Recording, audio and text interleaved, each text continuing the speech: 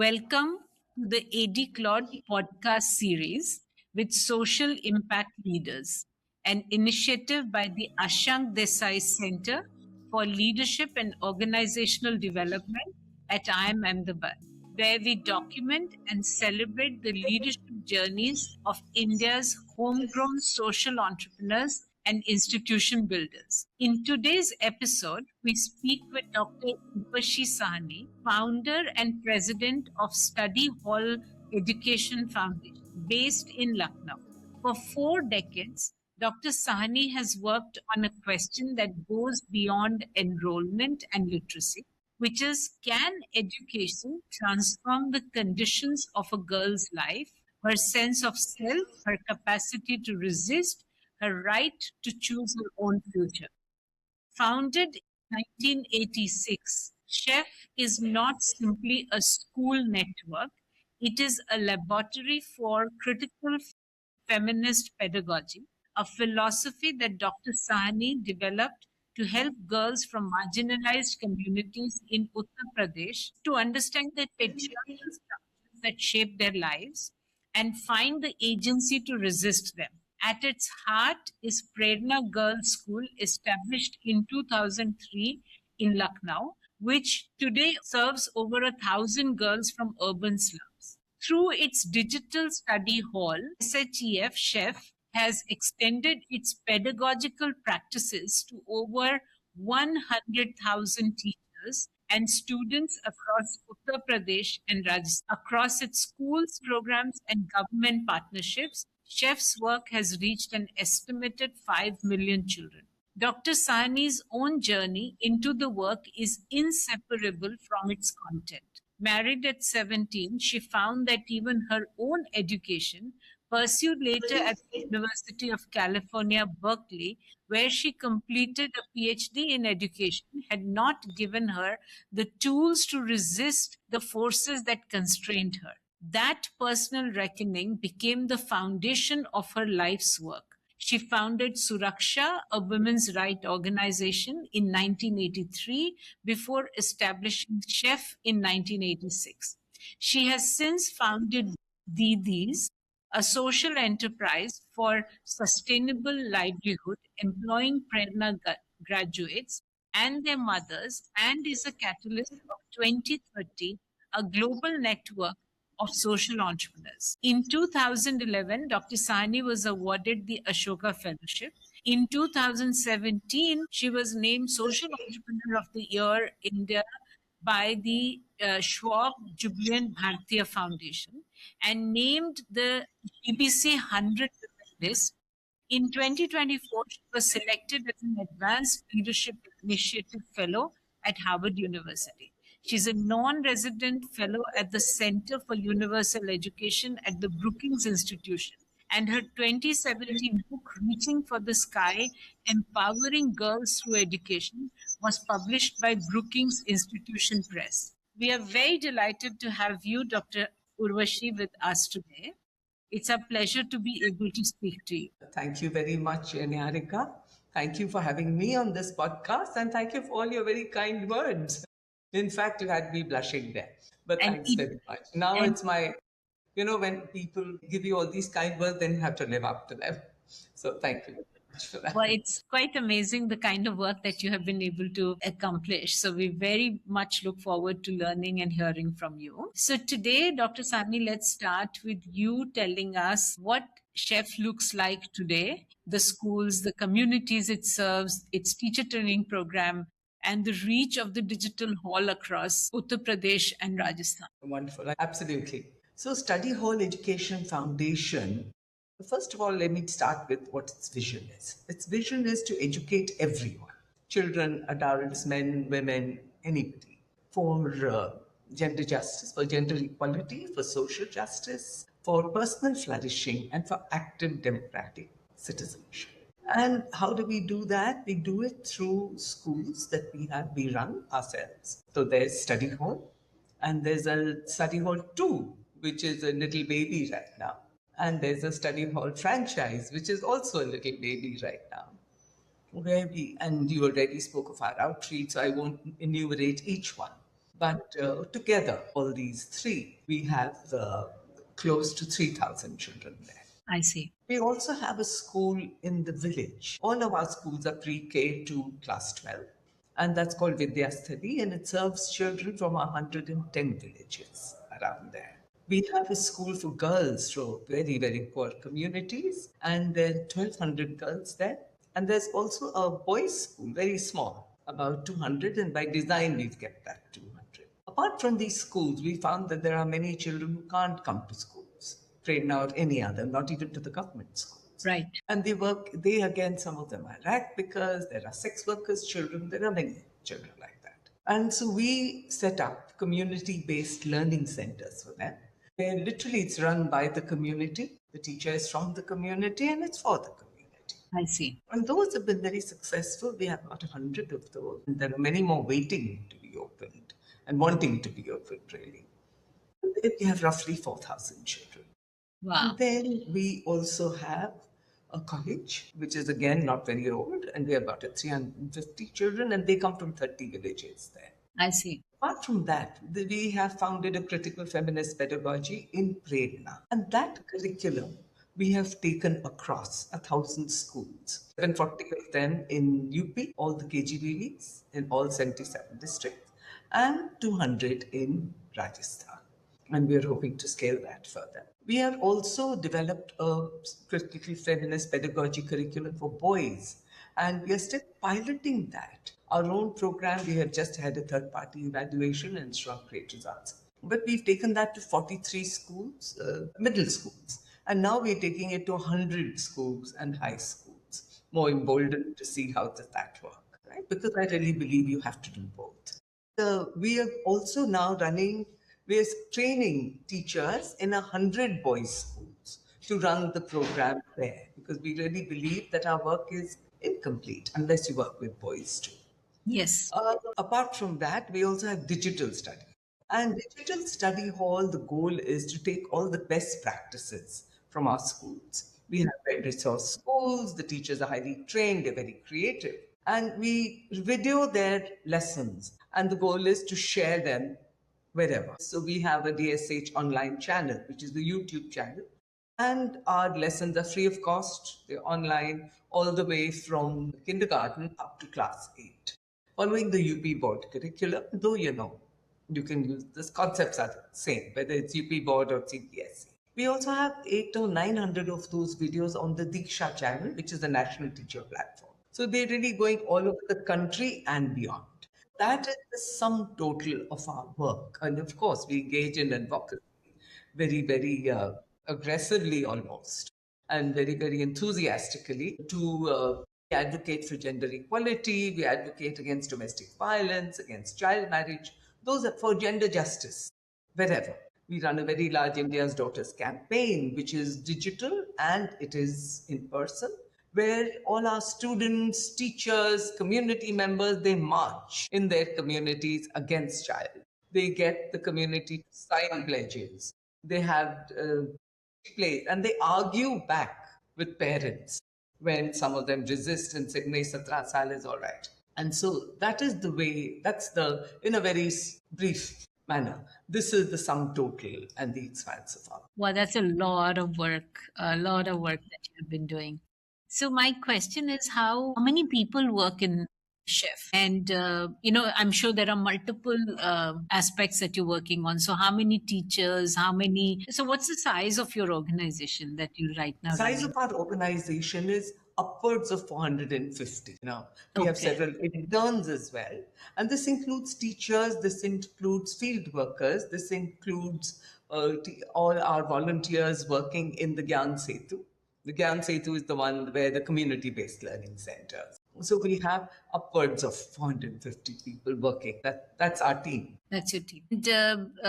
And this is, you said there are some in Rajasthan, but is it mostly in and out of Lucknow or all of UP? How does it work? So the team works in and around in a radius of about 5 districts in Okay. around Lucknow. Okay. Our work spans all of UP. For example, we trained the teachers all of UP.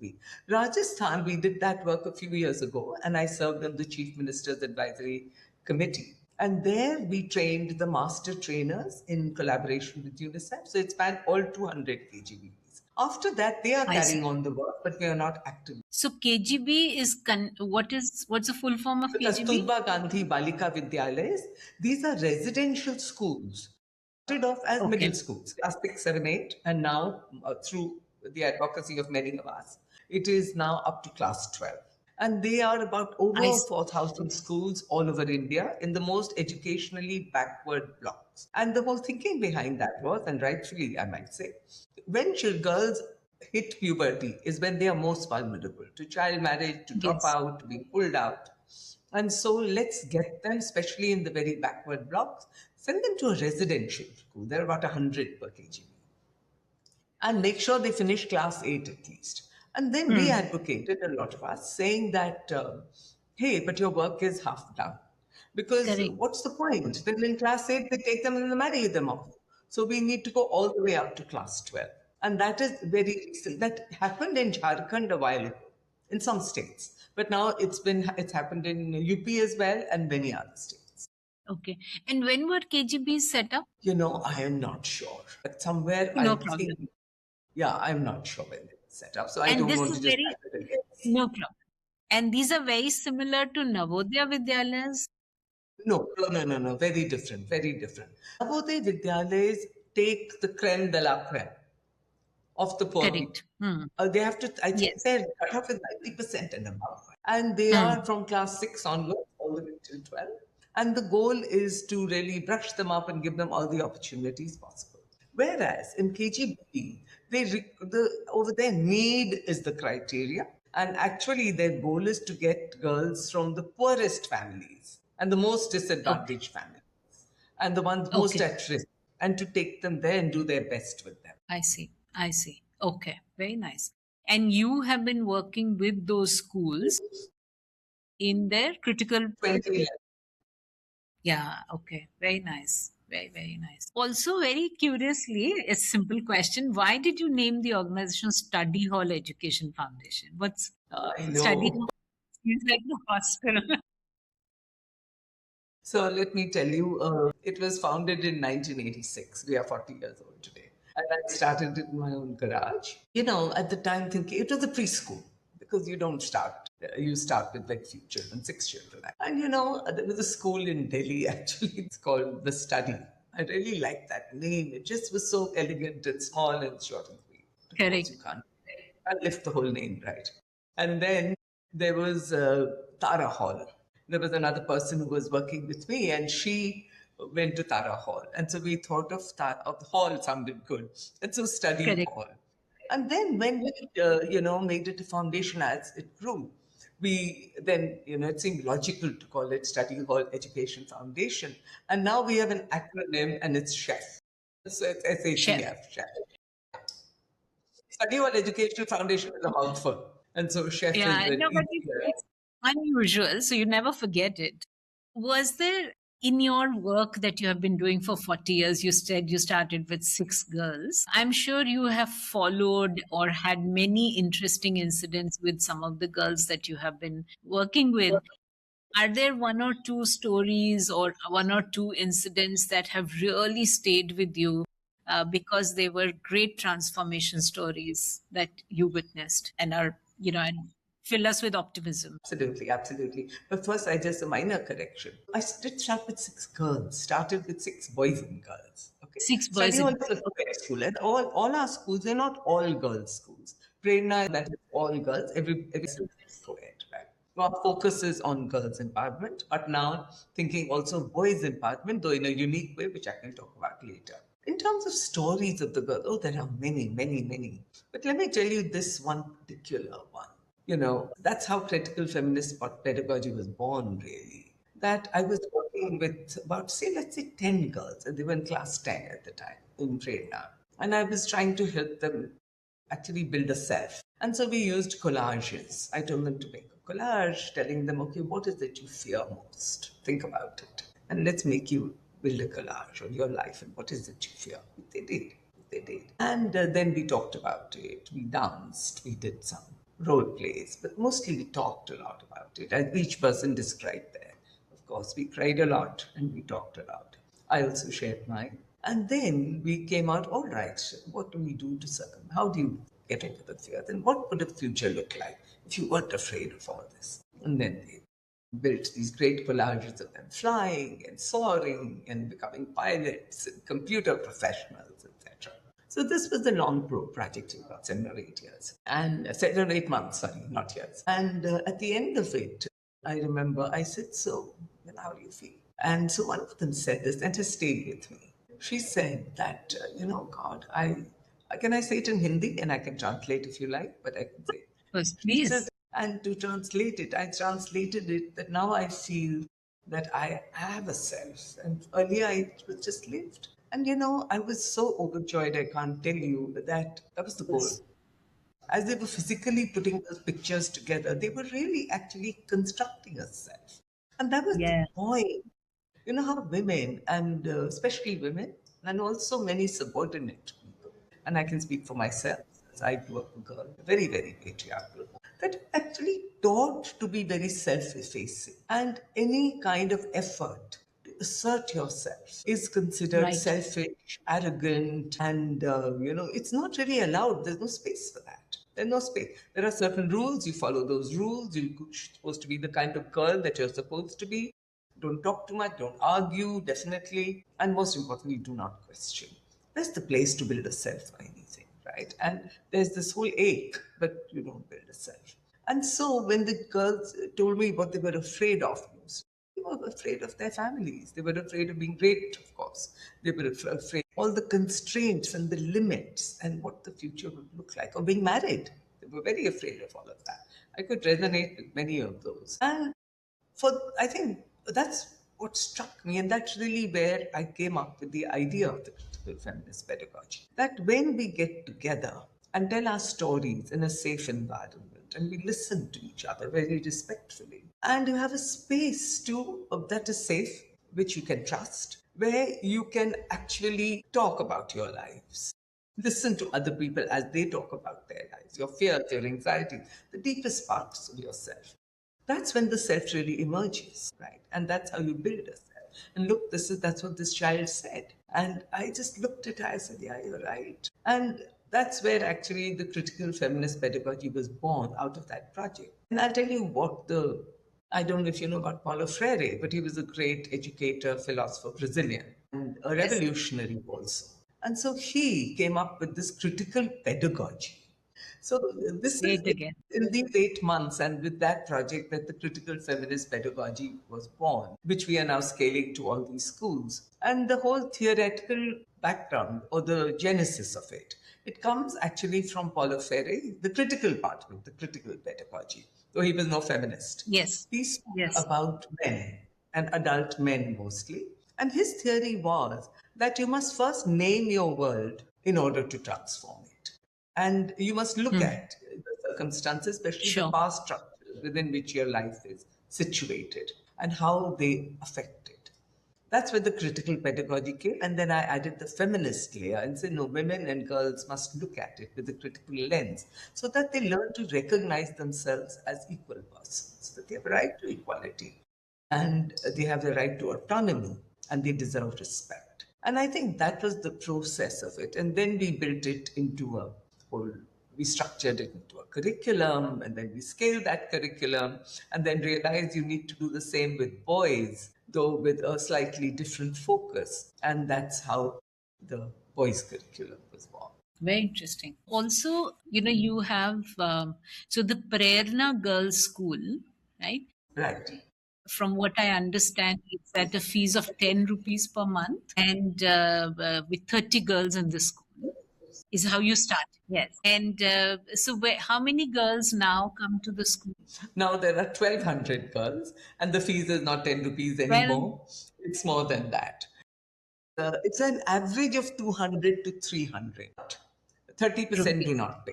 And so there are scholarships for Okay. those who can't pay at all. And also there are multiple sisters, and then they get a bit of a quantity discount. I don't really like the thought of that, but It was started in the afternoon in the same building as study hall. So it Okay. runs from 2 o'clock to 6 o'clock. And I I tell see. you, I if see. it had not been in the afternoon, many of them would not have come. Wow. They were working, many of them, and they said, "Oh, you know what? There's this school. It's only 10 rupees. I can afford that. And it's in the afternoon. So I can do my work and I can still come." Many of them walked there themselves and enrolled there because their Hmm. friends took. Okay, you dropped out, but guess what? There's this school. It's in the afternoon. You don't have to give up your job. You can still come and then go back to work again in the evening. So that's where it's run, and we And use the now, NIOS. We don't use the UP board or the CBSE for two that's reasons. what I was for One sure. is, I'll tell you, many of these girls, they come at 11, at 18, at 15, at Yes. 14, no schooling whatsoever, or they've dropped out Hmm. in class 3, and there's a big catch up to be done. Correct. So we have a bridge course, we have accelerated learning programs. And then there's a great flexibility in the curriculum. You can Hmm. drop many subjects if you don't think so. And in the Of course. exam procedure, you don't have to give Yeah. them one shot, though many of them do, by the way. It runs now like a full school. Earlier, it started Hmm. as a program, and now it runs like that. And you hear the other thing. Now, we've raised the aspirations over time so that many of the parents now, where we had a hard time sending their girls to school, getting them to send their girls to school, now their aspirations have grown so that they say, no, no, no, no, NIOS, I want my daughter to get the UP board or Oh, the very nice. CBS. And so then they say, we'll go to a school at class 8 and all. Well, wonderful. 3 cheers to that. Yes, absolutely. Absolutely. Also, having done some work in schools myself, I'm wondering how do you ensure quality of the curriculum? Because, teachers have to be sensitized, teachers move out, sometimes they don't feel as motivated. So, how do you deal with all those issues? Niharika, from day one, because we weren't following any specific pattern and we were learning all the time, there was a great focus on professional development of our teachers. Okay, Forgive me, but I had very little faith in the BEd degrees that everybody comes with. that's two Because of us I in don't this know what they do, because the curriculum is not that bad. But somehow they Yeah, pay no attention to it and focus on the skill and drill method, and yes, exams. So right from the beginning, we've had this method of conducting workshops, whether it's academics, whether it's the critical feminist pedagogy. That, in fact, there's a whole training first, and I then see. continuous sensitizing. In fact, teachers are encouraged to have critical dialogues amongst themselves I on a see. regular basis. Because, no matter how old we are, and no matter how evolved we think we are, and the system we've grown in is so much part of has gone so deep into us that it shows up its ugly head from time to time. And so continuously it needs to be exercised. And so, which is why we keep having these professional development, these training workshops regularly. We do it with them, all of us who've been here long enough, and then the peers do it for each other too. Then I have a whole I teacher see. training team that is now doing it. Very It nice. started off with me doing it. It started off with, other vice principals, etc. Our principals are expected to be academic leaders as well, which they do continuous. And so, and a lot of it is, talking to the teachers and saying, doesn't it make sense? Let's Hmm. do what makes sense. You know, it's not a question of who's telling us to do what. The goal Hmm. is that children must learn and they must learn authentically. Okay. Correct. And you can't say, I taught so well, but the child didn't learn. Hmm. Just mean That that you won't need to make teach sense. again. Yeah. Right. And figure out another way of doing it. In terms of critical feminist pedagogy, where there are women teachers, they take to it like a duck takes to water. Hmm. We spend a lot of time getting them to think about their own gendered lives and experiences. And when that happens, immediately get it.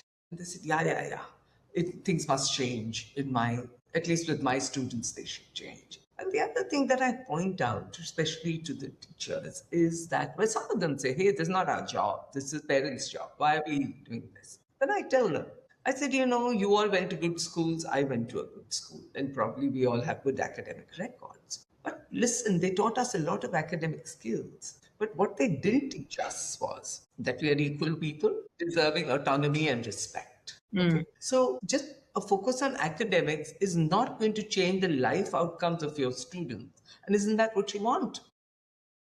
Hmm. So then you have to have these discussions with them. So the point is, women don't take so long to get it. Men take a little longer. They get defensive first. But there too, if you can work with them, then they finally do get it. That actually it is to the advantage of boys as well. So, and I can talk a little about our boys program going forward. But Yes. right now, Yes. just to give you a sense that, and what happens, I wish you could come and really talk to our students and be witness to some of their critical dialogues. Oh my God, they are so engaged, they are so vibrant, they think so deeply, they challenge power structures, ask the unaskable questions, and they are fully engaged. And those are the transformative moments in their lives. Sure. So, having done this in 2009, the focus was only on girls. And quite honestly, I must admit, and guilty as charged, that I didn't get it that you need to talk to boys too. And I might never have done it if parents hadn't pushed me. And I'll tell you what happened. Boys, the girls' parents came and said that you should take our boys as well. I said, no, no, no. I have my hands full and the girls need it more. So they said, all right, but while you're doing all this work with the girls, what do you think the boys are doing? They're hanging around at street corners. They are making life difficult for these girls. And they are the problem. You don't think they deserve to be? I said, you know what? You're right. So we took very few and very gingerly, mind you. But then when and by design, we have kept it to 200. It's still gone up to 215. And even now, so many requests and recommendations take this one. Now, what was our theory there? The theory was, and when we talk about developing a feminist consciousness in boys too, was that, whereas you think that patriarchy gives you a lot of privileges and you think it gives you a lot of power, especially more than your sisters have, let's say.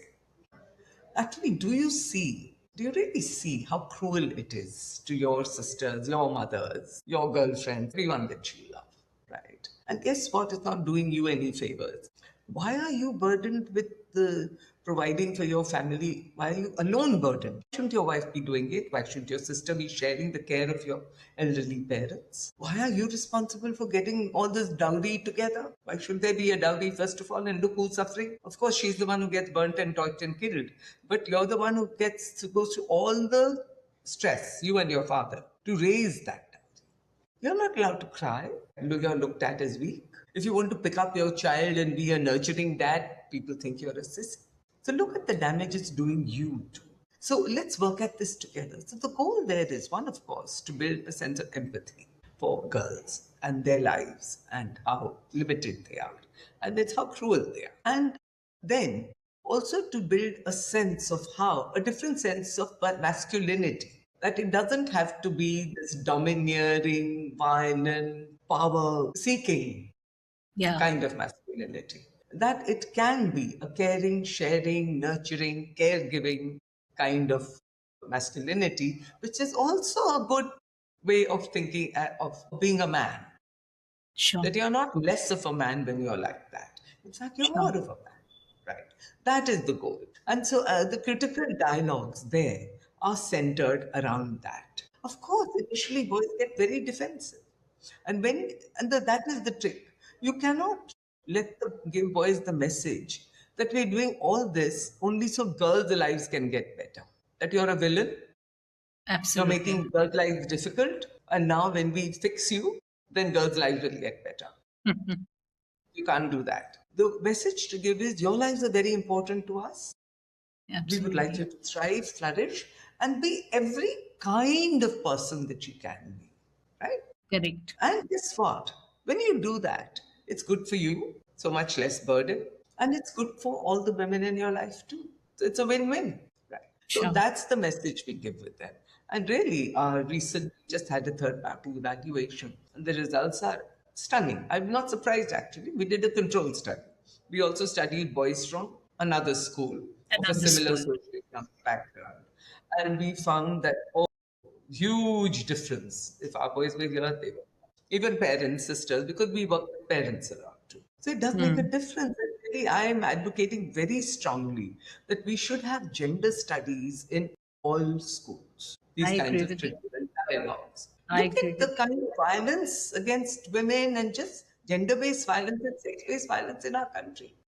It's Four huge. rapes an hour, Correct. 18,000 murders a day. And these are only the reported ones. I don't know how many there are unreported. And Right. incestuous family may violence, nobody even knows or counts. Yeah, we don't even know that. Yeah. So it's a serious epidemic.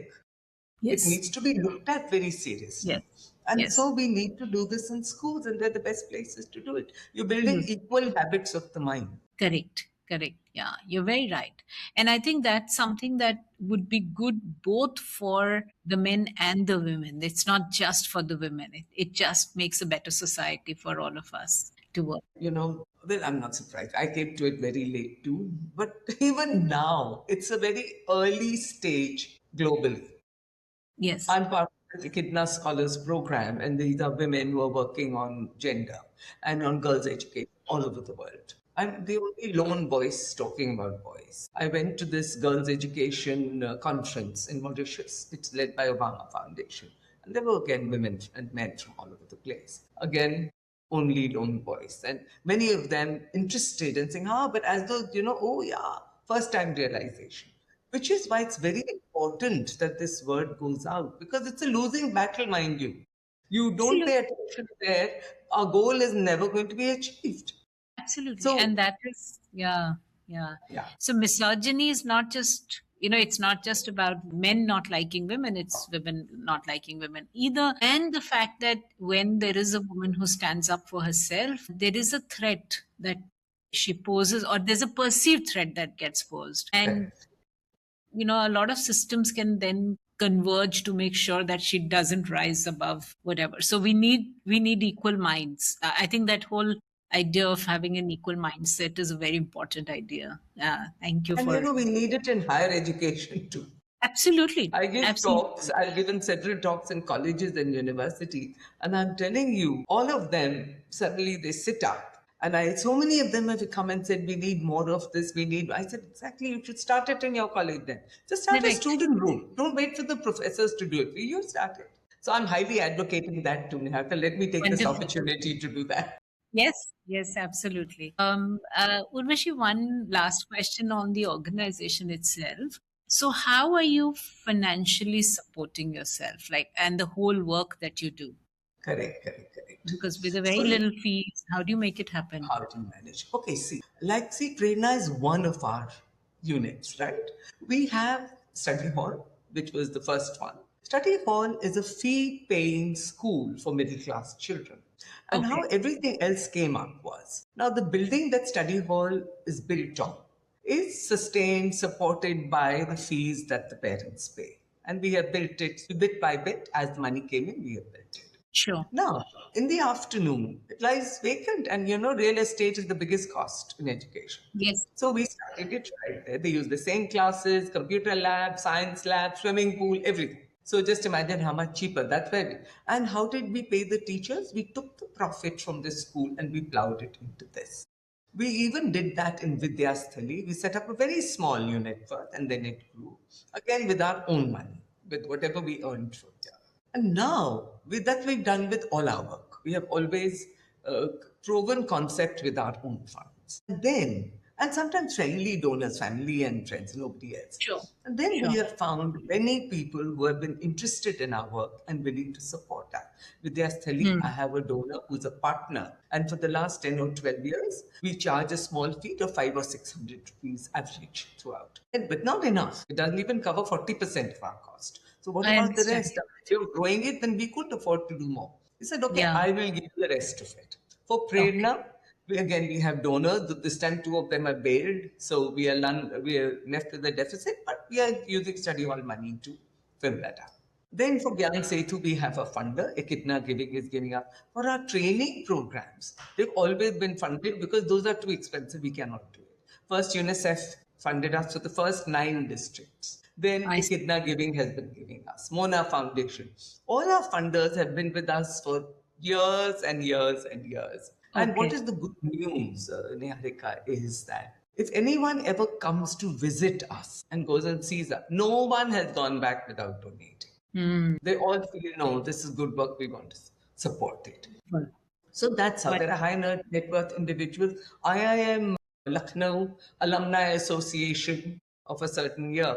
They've been supporting us for the last several years. So there are small donations, there are larger ones, and that's how we are managing to support all of this. excellent, excellent, And we excellent. keep, of course, we always keep looking for donors because For more if the work is donors. to grow, then we need more money. Of course, yes. Very And we believe amazing. cross subsidy. Charge those who can pay and don't Hmm. charge them others who can't. So That study too. hall can afford to pay. And also we have differential rates. For example, Vidya study is 600. Then our new study hall, again, it's in a peri-urban area and children come from villages around there. So again, in fact, it's about some 2000 something or the other. Okay. So we are still subsidizing it. Then the numbers will take care of it. Okay. Sure, So we are very sure. cognizant of the paying capacity of people and we don't charge them. Can't pay, then you give scholarships. Very nice. Please, I mean, one or two examples of how your women, anyone who's been through your school or or the Prerna, who has really showed her, what she has learned, that she has stood for herself or bent the path that was possibly there. Maybe one or two such stories would be very Yeah, yeah. pleasant. My favorite in this is because it happened right in front of me. This is girl Khushbu. And because she's in my book, and I know she won't mind my using her name, because she says, no, people should know, then they will get strength from it. That's her way of looking at it. Her father tried to get her married off when she was 9. And we intervened, which we do. And we managed to stop that. Then she finished class 10 and there she topped. And there again he came. He said, no, I've got 50,000 and I found the boy and wo 50,000 mein ho jayega, so I'm getting her married. She said no. And I won't forget it. I was sitting in the office and he was sitting right in front of me and her father was sitting there at the table. And she just stood there, dug in her heels, and she said, no, I will not marry and you can't make me. He threatened to do all kinds of things to her, by the way. You know, I don't know, kill her and all. And I said, sir, you're talking about murder. He said, "Arey, 50,000 rupees do, you can get away with it. Ye baat hoi." I was really stunned. And I was also a little frightened for her. Hmm. Sure enough, she goes home and we get information at 11 that he's taken the iron curtain rod and he's beaten her up black for her defiance. She had a stepmother and the stepmother watched her and in fact was cheering the father-in-law.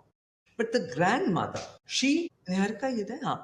Okay. So but the grandmother got in touch with us. We got the police, we got the child line, and she was rescued. And after that, she lived with her grandmother for till she was alive. Now, when I went to the house, stepmother was furious with this girl. How can you do that? अगर आपको मारेंगे ना तो पड़ोसी भी. She said, really? I didn't know that. Anyway, so here's this girl who stood up for her rights. She finished class 12. She got a bachelor's. She got a master's in gender studies. And now she is working, she supported her grandmother. She's working in Didi's as the second line of command, by the way.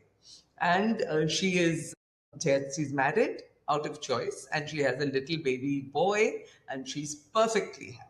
So here's this girl who stood up for herself, faced the consequence of that, but then also faced the long term, good consequences of doing that. Correct.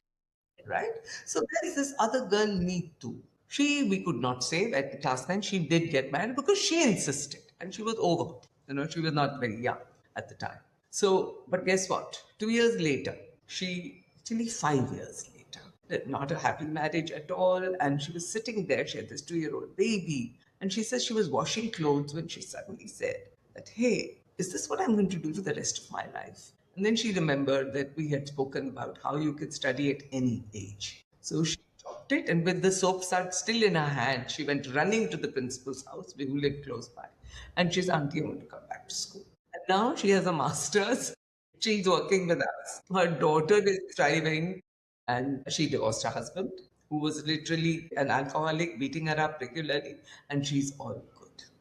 So, Wonderful. and there are Wonderful. many stories, but I'm I am giving you. sure. I am sure. So you already mentioned Didis. Can you tell us a little bit more about Didis? What is it, and what was the philosophy of standing? This girl Deepthi, she's an orphan Uh-huh.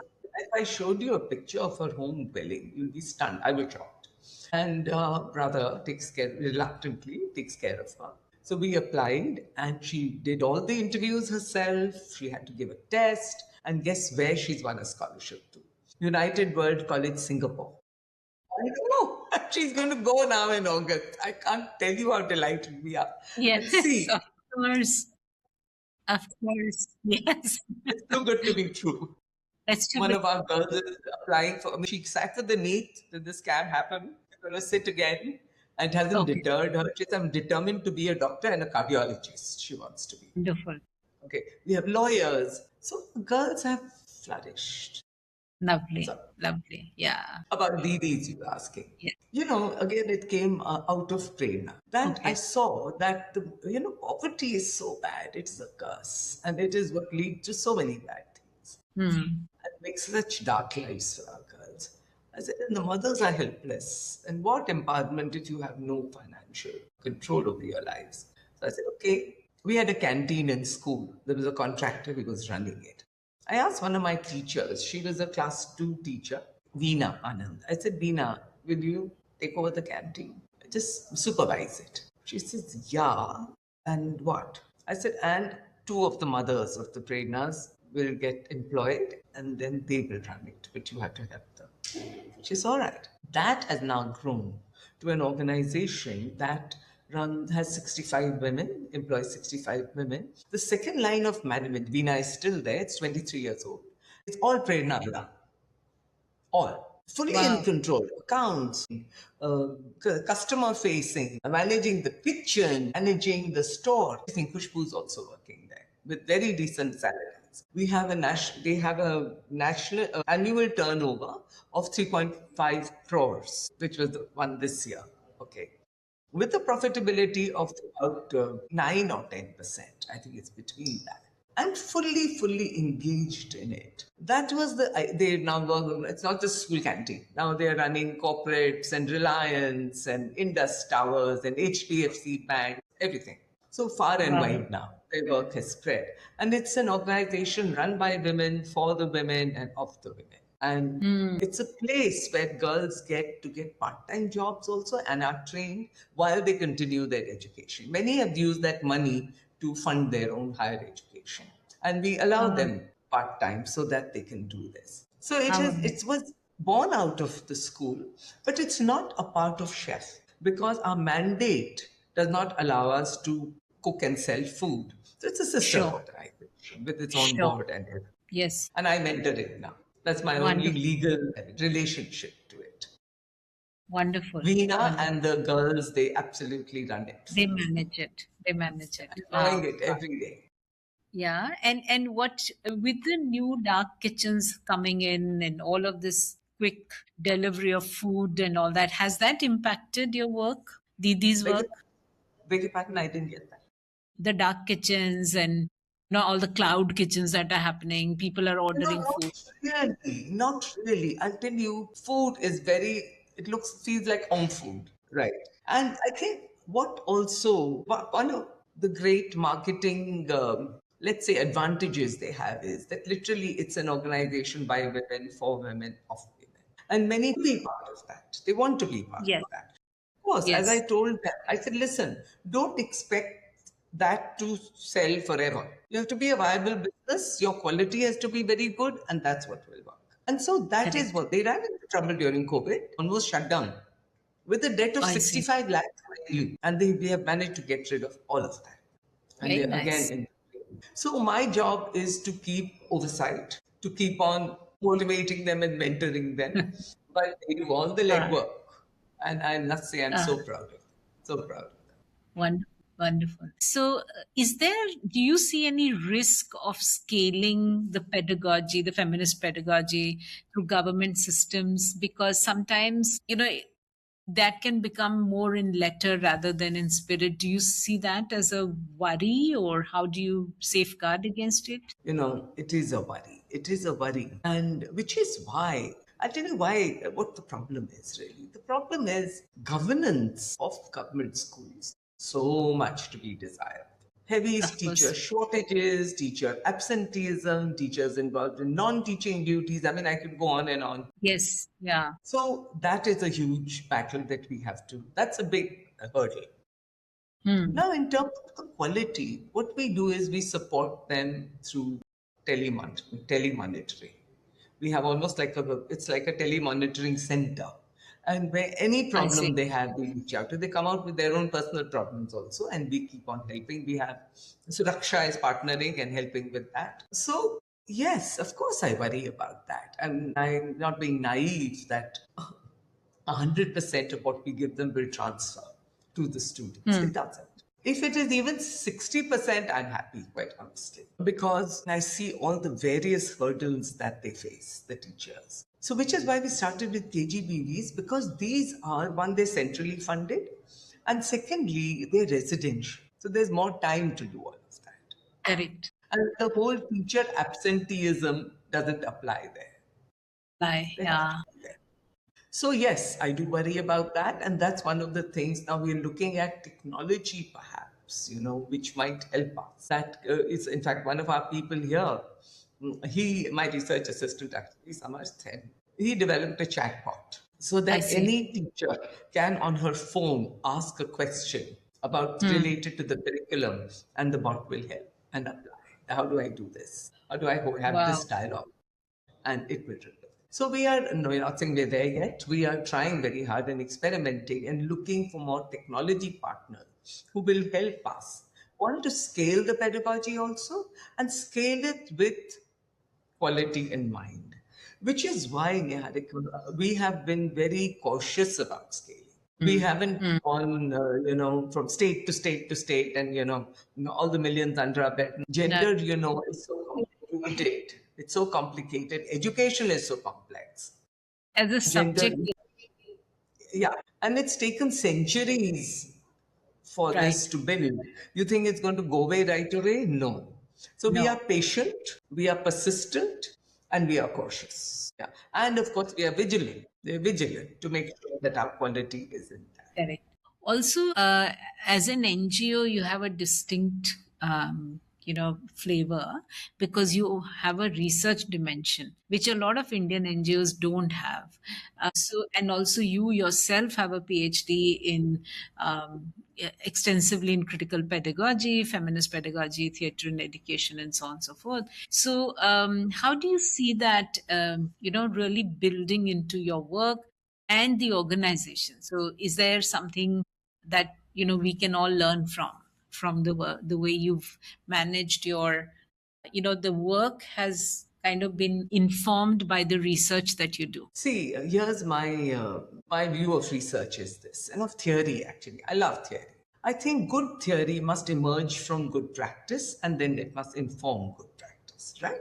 So all of our curricula actually is very well researched, but it emerges. We don't write it first and then pilot it. We work with the children and keep on reflexively tweaking it, seeing what works, seeing what doesn't work, and then eventually writing it in retrospect. So actually our students are our co-creators. And Correct. so there, that is why I think that research is so important. And which is why I think our research is robust because it comes from the ground.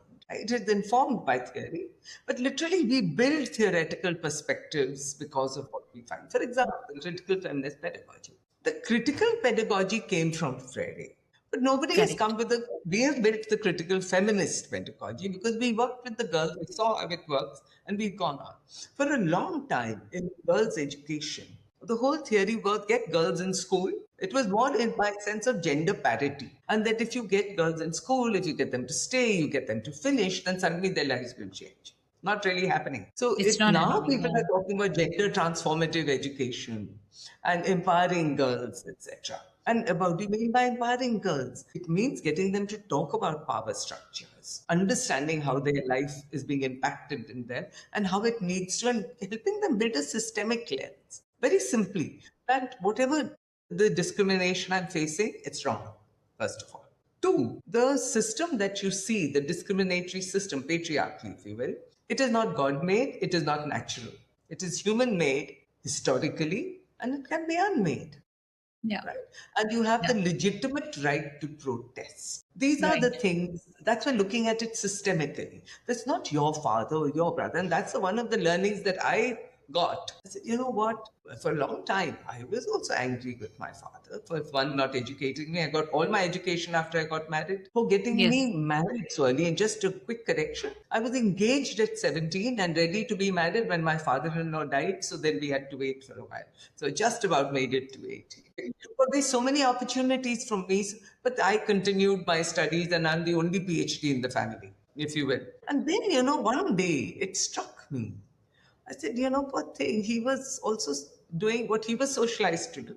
It's the Correct. system that is the enemy, but not the individuals. Now, that does Individual. two things. One, it liberates you. You don't want to hate the people you should be loving. And so, but two, what it does is, my God, it's a system. And that seems so large and overwhelming. So I can fight individuals. How do I fight this whole big system? Right? It does both those things. At the same time, I think it's very important to get a systemic understanding, and which is where I think the theory helps. Okay. So, Absolutely. in terms of research, we continue to do that. We built a life plan program, again over 5 years, a whole comprehensive sexuality education curriculum, again built over 5 years working with the children. I So see. our research ends up, Mm. our products, our curricula, very research driven, and Mm. we are a very self-reflexive and a learning organization. So we put things out there and then we keep looking at them and seeing, okay, what is going wrong? What is going right? And were we wrong about some things? Can we change that? And so we are in a continuous research mode. And the reason for the publications is that, we believe we are sector shapers also. That we must change the sectoral perspective, the social Mm. perspective, Mm. and we must change the way in which things are defined. Education, for example. For too long, we have thought of education in purely technical terms. As technical skill. You must learn to read, you must learn to write, you must learn to do math, you must learn history, science, geography, etc. We don't talk about how you must learn to live. What should you be doing? Critical thinking is now, in the last decade or so, to hit the whole scene now, critical thinking. And NEP has just come now, 30 years too Correct. late. Correct. But no one is talking about also social and political consciousness. Nobody's talking about that. We really think education should be very deep and broad. So we are trying to put that message out. So the reason for publishing is to impact the global conversation, the academic conversation, and which again normally fades into the popular imagination also, eventually. Not always, but it Absolutely. does. Absolutely. But And some so of to it. build the evidence for Yeah. the things that should happen. Right. So that's why we are so research driven. Right. Which is, yeah, which is why we call ourselves a lab of innovation. Makes sense. Makes sense. Yes. So, if you were to look back at all the work that you've done for the last 40 years, from Suraksha to Chef to Digital Hall to Didis to Gramin India Foundation to now Catalyst 2030, what do you think you have done really well? Okay, Catalyst 2030, by the way, I'm a co-founder. It Co-founded. was initiated by Jeru Bilimoria, who is a Okay. great social entrepreneur, by the way, and Right. I hugely respect. And it was, we had about some 70 or 80 of us who worked together to build I see. this. And I it's become a see. movement now. So what do I think of the journey? I'm profoundly grateful to have been part of that journey Hmm. because I have learned so much. I enjoy being doing this work. There's a sense of joy in doing something meaningful that actually changes somebody's life, and you can see that right in front of you. Oh, thank God for that! Thank God for that, right? And firsthand, it has been a very, very stimulating, challenging, and joyous Hmm. intellectual journey. It has been a very challenging, but again joyous and rewarding personal journey. And of course, professionally, I don't see that much. I really don't distinguish that much between my personal and professional. But professionally too, I feel I've grown tremendously because of the work that we've all been doing together. And I've learned so much from my students, from Hmm. my teachers, and from so many people on the ground. And of course, from my teachers. I've had great mentors. I've had great mentors. I had someone who taught me Vedanta at her feet, Vinita Vachi. There was Ahalya Chari from the Krishnamurti Foundation, who really was the one who inspired this, told me you should start a school. And when I said, God, I can't, I don't have a B.Ed. So she says, no, but you have all the right questions and we will support you. I said, you mean you can start something with questions? She says, yeah. Then Anne Dyson at Berkeley, who is a great theoretician and of early childhood education, young children's work. She was my advisor. She's the one who pushed me to do my PhD. I only went to do my master's. She insisted. Then Rebecca Winthrop from Brookings. So I've had very good mentors, excellent ones, and I've learned so much from them. So in terms of how the journey has been, when people ask about how many hurdles and roadblocks and all, God, I don't think of those, and I'll tell you why not. I never expected it to be easy. And so that it's difficult doesn't daunt me because I never expected it. So, of course, there were going to be hurdles. And even when my team comes to me, oh God, this is difficult. That's why we are there. What do you mean it's too difficult? So, and I'm a firm believer, very Buddhist in that where there are problems, there are solutions, and they're waiting to be found. And I'm a die-hard optimist. So I don't really care that everything is, falling apart, the world is falling apart. And I said, you know what? And this is such a huge system, it's never going to change. That's what many people tell me. I said, you know what? I don't care about all of that. Of course, that many things are wrong with the world, many things are wrong with the system. I rail and rave at it every day. That's why I do what I do. But what I'm going to keep doing is taking the next right step and doing what I can do to make the change that I see needs to be made in the area that I'm working in. And I'm satisfied with that. But I want to keep doing that. And I will keep doing it with the hope and the faith that every little bit counts and it will change. It will change. You need many resistors, many people, and we're building a cadre of those. And these are the ones who will go out in future and change the world. And they do. They have taken there are young boys who have stopped child marriages at home. There are young girls who have fought for their neighbors. So many of them brought other girls to school, spoken to their mothers, their lives. So many of them have done that. And so really, you change the world one life at a One time. person at a time, yeah. And again, Neharika, I just change the world is huge, huh? And I don't feel like I have to do that. But I'll change what I can. I will change what I can, and I'm going to keep on doing that. And I will resist where I think it needs to be that resistance is required, and let my voice and give strength to many voices that should also be raised against the system that is so cruel to women, really so cruel, and it's cruel to men also. So Absolutely. violent. Why does it have to be, for God's sake? It doesn't need to be. And so No. why not teach our children to hope for something better, aim for something better? Why are we only focusing on teaching them how the world works? Yeah.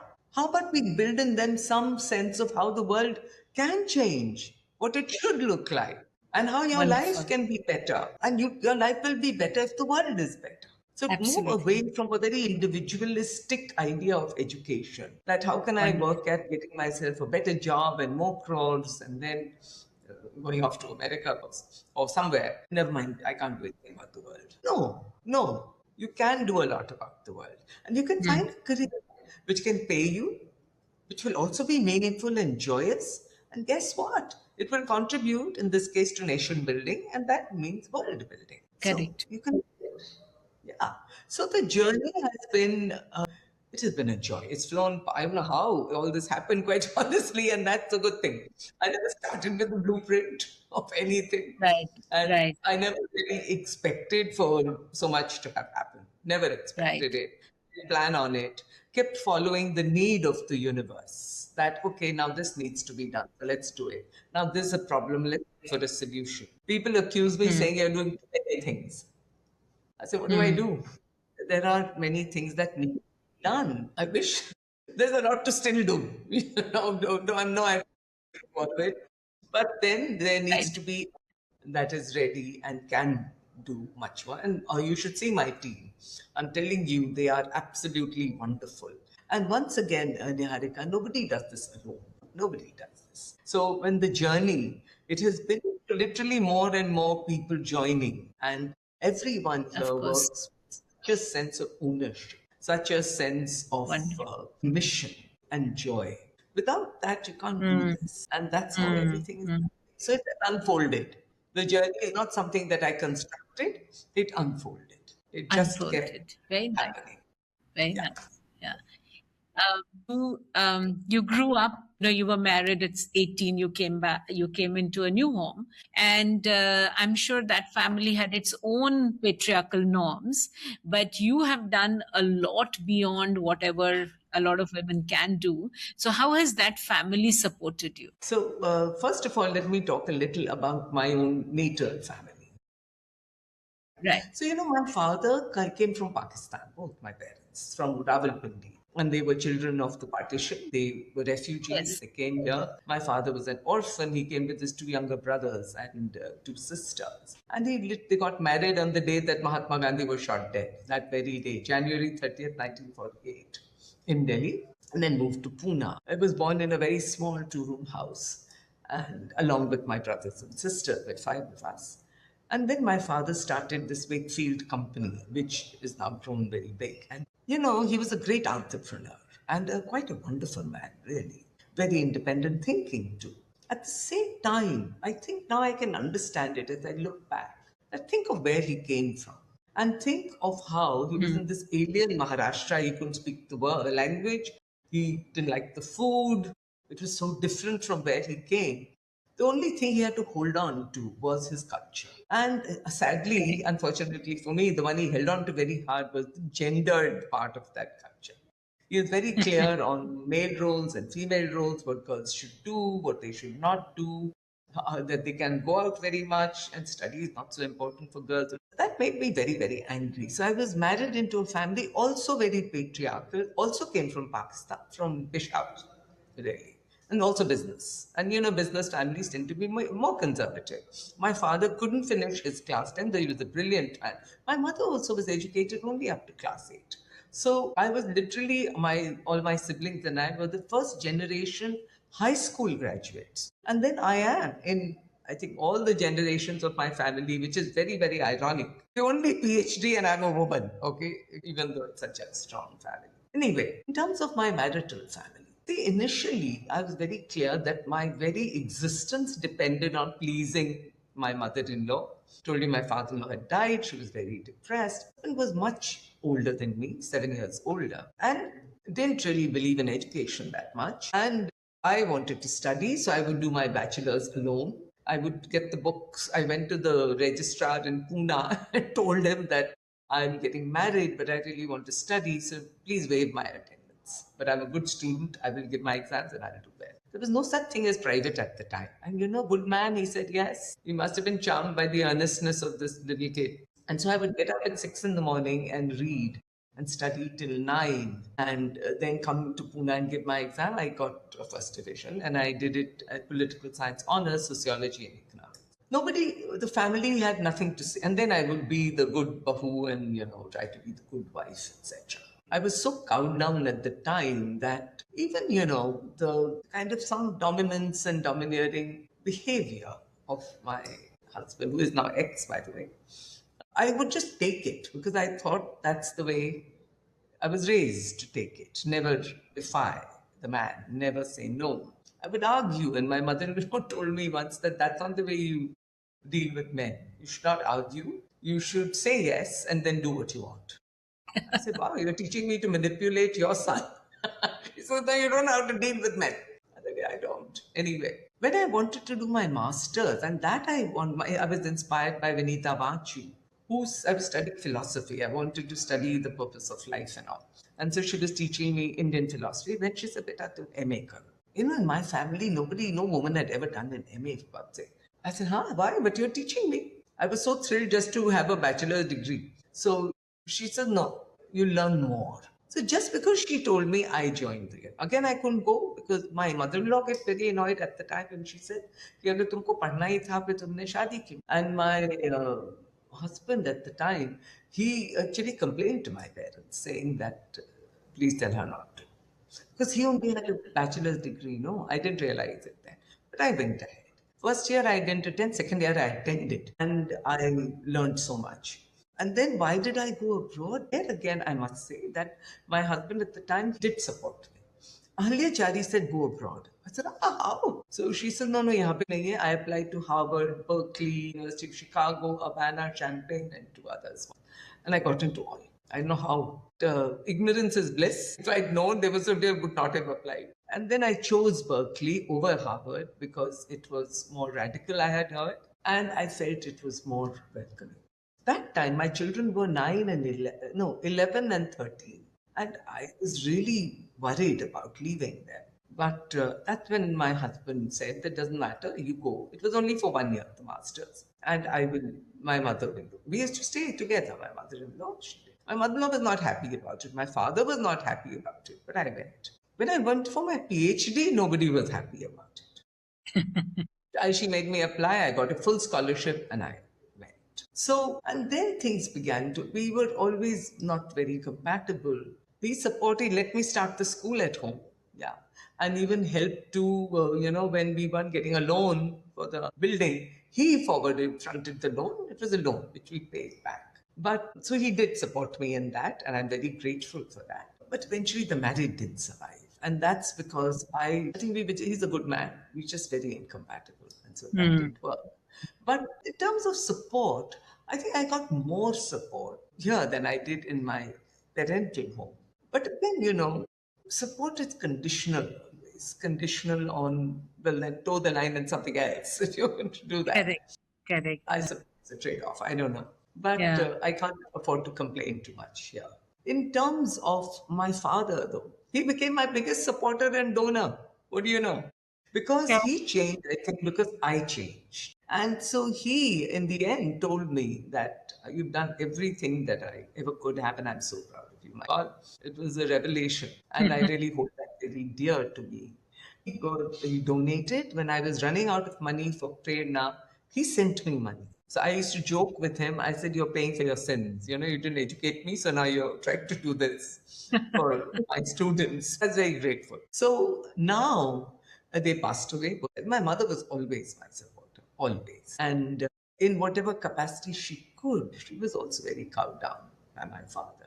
And then my father became a very strong supporter in the end. So he did change. And he changed because I think I changed. You changed, yeah. And and I think I firmly believe if you change, it's like the Rubik's Cube. One thing changes, everything changes. Absolutely. So I kept telling my students, I said, when you change, believe it or not, the world will change. It will change a little. It will shift because you have shifted. Absolutely. So don't always worry about changing the world. How about changing yourself? And things will change. Yeah. Wonderful. So my last question to you, Urvashi, because it's so nice talking to you, is that I'm sure there are lots of people listening to it, and they're also hoping to make a change or make a change in their careers or have different kinds of ways in how they want to live their lives. From your experience, are there one or two things that you can tell them? Absolutely, I can, and I'll tell you what I tell my students, and I will tell them the same. I tell them this, that, thing I think has helped me, and I think we should all, is to have a more expanded sense of self. You can think of yourself as just you in this skin and this body. Or you can think of yourself as me and my family. Or you can think of yourself as me, my family, my community. Or me, my family, my community, my city, my state, my country, my purpose. And the larger the conception of yourself, the richer you are. And actually, I'm a great believer in Vedanta and their Mahavakya Aham Brahmasmi. Right? It means that I am part of Brahma and Brahma is part of me. I'm part of everything that exists, and everything that exists is in me. And so when you think of yourself so expansively, then even when you're selfish, look what a large self you have. And it's a way more joyous way of being than the narrow conception. So I invite people to build that. That is one. Two, I have found that to be true in my life, that, money is this big thing everybody's chasing and everyone's using it as a measure of all value and all success. I really tell them, that money should be a byproduct of anything you do. And lately, happiness to be got has to be forgot. Well, money to be got has to be forgot. Hmm. Don't make that your goal. It's such a puerile thing to make a goal of. Hmm. Make work your goal. Find Hmm. really solid, meaningful work that gives you a lot of joy, a sense of purpose, a sense of time and life well spent. And the money will come. Don't Absolutely. fret about it so much, it will come. And if you chase it, then that's all you'll be left with. What was Correct. the best? And maybe no joy, no joy, no joy. So, also the fact that money is just one value. There is much else that gives value to your life. And much Hmm. else when you think of anything. Money is not the, even success. Money is not the only, like, I'm not the richest person in the world, far from it. But I feel like the richest person in the world because I feel there's so much value Sure. to that I see around me that I have created with everybody else, of course. And I feel my life has a lot more value because of that. So, what Hmm. money? So, Hmm. I would encourage everyone, one, that, make sure that whatever career you choose, also, whatever work you choose, don't think of careers, think of work. That whatever work you choose, make sure it is me. Make sure it is purposeful. Make sure it is in service of many people. And the way to think of riches is the more, first of all, the more expansive yourself, the richer Hmm. you are. The more people your life impacts and touches in a positive way. I mean, Hitler also impacted many people. That's not the kind of impact I'm talking about. In a positive way, the richer you are, right? So think, and also to think of that if there are problems, there are solutions, and to be alert and keep looking for those solutions. Be a solution seeker. There are many problems. Don't get overwhelmed by them. Yeah, there are problems. Face them Wonderful. squarely, and then stay with the questions, stay with the problems, and find the solution. And they will come. And find them with other Hmm. people. Right. Not an That will be individual. such a joyous journey. Yeah, yeah. So, Urvashi, it has been lovely meeting an activist, philosopher, and a pragmatist at the same time. And I think that's amazing. It's very rare to have all three in the same person. It's lovely. I really wish you best and everybody else who's involved with you to do their best. And hopefully, you keep doing the work and there will be a change as we go along. Thank you so much, Niharika, and I would love for you to come and visit us here. You're Absolutely. most We'll do welcome that. anytime. Okay. We'll do Thanks that. very much, and tk you for the opportunity to talk. Thank you. I've enjoyed our conversation. Yeah. Thank you.